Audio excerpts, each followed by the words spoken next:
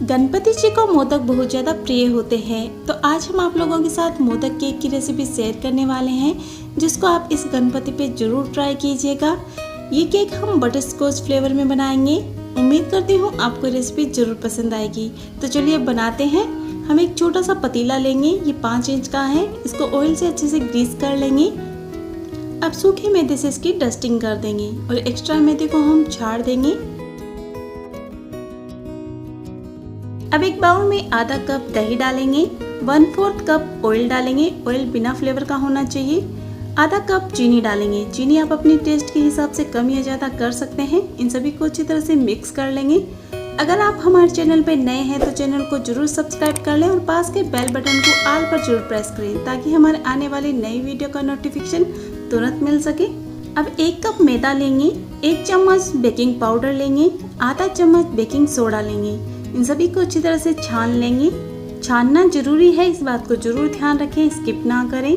अच्छी तरह से छानने के बाद में इसको इस बैटर के अंदर हम मिक्स कर लेंगे। थोड़ा थोड़ा करके इसको डालेंगे, एक साथ नहीं डालेंगे, और इसका एक स्मूथ बैटर बना के तैयार कर लेंगे। गणपति स्पेशल और रेसिपी देखने के लिए ऊपर के आई बटन पे क्लिक करें, या आप हमारे चैनल पे जाके देख सकते हैं। हमने मैदे को अच्छी तरह से मिक्स कर लिया है, पर ये थोड़ा थिक हो गया है। अब इसके अंदर हम थोड़ा सा दूध डालेंगे। दूध थोड़ा थोड़ा करके डालें, एक साथ ना डालें, इस बात का जरूर ध्यान रखें। हमने इसके अंदर टोटल आधा कप जितना दूध डाला है। दूध की मात्रा दही के ऊपर डिपेंड है, क्योंकि अगर हमने दही थोड़ा लिक्विड डाला है तो थोड़ा दूध कम लगेगा, अगर दही थिक है तो थोड़ा ज़्यादा लगेगा। पर ध्यान रहे, हमने जो भी इंग्रेडिएंट्स यूज़ में लिए हैं वो रूम टेम्परेचर के होने चाहिए। इससे हमारा केक सॉफ्ट एंड स्पंजी बनता है। अब इसके अंदर आधा चम्मच बटर स्कॉच एसेंस डालेंगे और इसे अच्छे से मिक्स कर लेंगे। अब इसके अंदर हम येलो कलर का थोड़ा सा फूड कलर डालेंगे। ये एकदम से ऑप्शनल है, आप इसे स्किप कर सकते हैं, और अच्छी तरह से इसको मिक्स कर लेंगे। अब इसके अंदर आधा चम्मच विनेगर डालेंगे। इससे हमारा केक सॉफ्ट एंड स्पंजी बनता है। अच्छी तरह से मिक्स करके हम बैटर को स्मूथ बना के तैयार कर लेंगे। हमारा बैटर अच्छे से बनकर तैयार हो चुका है, इस तरह का होना चाहिए। अब इस बैटर को हम पतीले के अंदर डाल देंगे और 2 से 3 बार इसको हल्का टैप करेंगे। अब हम कुकर को प्रीहीट करेंगे। कुकर में हमने नमक डाला है और उसके अंदर एक प्लेट रख देंगे और इसको ढककर 5 मिनट के लिए प्रीहीट होने देंगे। पतीले को सावधानी से कुकर के अंदर रख देंगे और इसे ढककर इसके ऊपर की सीटी को हम हटा देंगे और इसको 30 मिनट के लिए लो फ्लेम पे बेक होने देंगे। 30 मिनट बाद में हम इसको चेक करेंगे। आप चम्मच से या टूथपिक की हेल्प से इसको चेक कर सकते हैं। देखो, हमारी टूथपिक एकदम से क्लीन है, इसका मतलब ये अच्छे से बेक हो चुका है। अगर अंदर से कच्चा है तो थोड़ी देर के लिए और इसको बेक कर लें। हमने केक को पतीले के अंदर से निकाल लिया है। अब हम बटर स्कॉच कैरेमल बनाएंगे।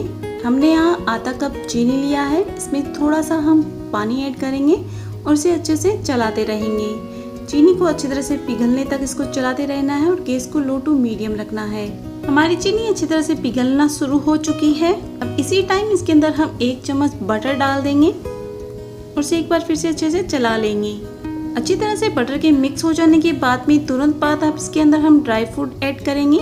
हमने यहाँ मूंगफली, थोड़े बादाम और थोड़े से काजू का क्रश करके इनको डाला है। ये टोटल आधा कप जितना है, और गैस को इसी टाइम हम बंद कर देंगे और इसे अच्छी तरह से मिक्स करने के बाद में इसको एक प्लेट के अंदर निकाल देंगे। हमने प्लेट को अच्छे से घी से ग्रीस कर लिया है। अब इसको इसके ऊपर निकाल देंगे, अच्छे से इसको फैला देंगे। अच्छी तरह से फैलाने के बाद में इसको ठंडा होने देंगे।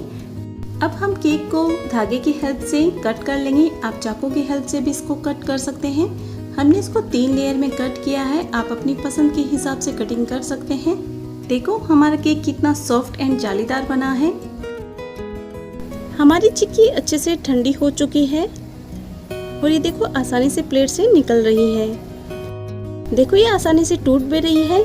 हमने इसको थोड़ा सा क्रश कर लिया है और हमारी ये बटर स्कॉच चिप्स बनके तैयार हो चुकी है।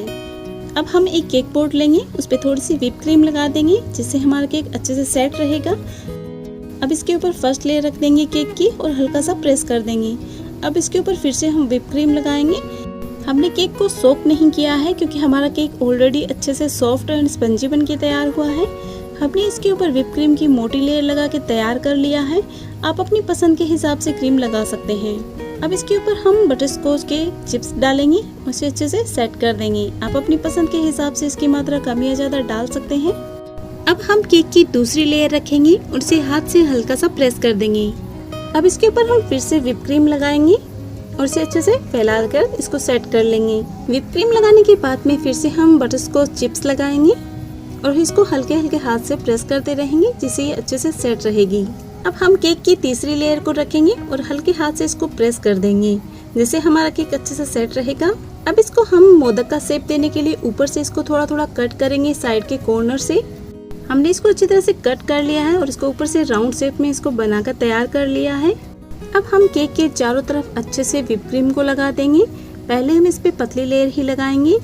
अच्छी तरह से लगाने के बाद में इसको हम 15 मिनट के लिए फ्रिज के अंदर रख देंगे। 15 मिनट हो चुके हैं। अब इसके ऊपर हम दूसरी लेयर लगाएंगे व्हिप क्रीम की, जो हम थोड़ी सी मोटी लेयर लगाएंगे। मोटी लेयर लगाने से केक को फिनिशिंग देने में थोड़ी आसानी होगी। देखो हमने इस पे दूसरी लेयर भी लगाकर अच्छे से तैयार कर लिया है, अच्छे से कवर कर लिया है। अब हमने एक मोटा कार्ड शीट लिया है, इसकी हेल्प से हम केक को फिनिशिंग देंगे। ध्यान रहे इसको हल्के हाथ से चारों तरफ से घुमाते हुए इसको फिनिशिंग देना है। इस पे ज्यादा प्रेशर ना दे, हल्के हल्के हाथ से इसको फिनिशिंग देंगे। आप अपनी पसंद के हिसाब से इस पे डिजाइन बना के तैयार कर सकते हैं। लो जी, हमने इसको अच्छे से फिनिशिंग देके तैयार कर लिया है। अब एक हम जिगजैग वाली कार्ड शीट लेंगे जिसकी हेल्प से इस पे हम एक और डिजाइन बना के तैयार करेंगे। अब इस कार्ड शीट को हम नीचे से ऊपर की तरफ लेके जाएंगे और इस पे हम हल्की हल्की पतली पतली लाइन ड्रॉ कर देंगे जिगजैग की हेल्प से। लो जी, हमारा केक अच्छे से बनके तैयार हो चुका है। अब इसको हम गार्निश करेंगे।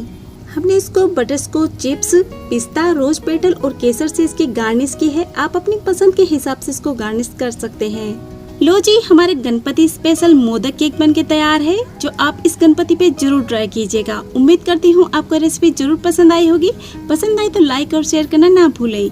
अगर आपको कोई भी सवाल है कमेंट बॉक्स में पूछ सकते हैं, हम उसका रिप्लाई जरूर देंगे।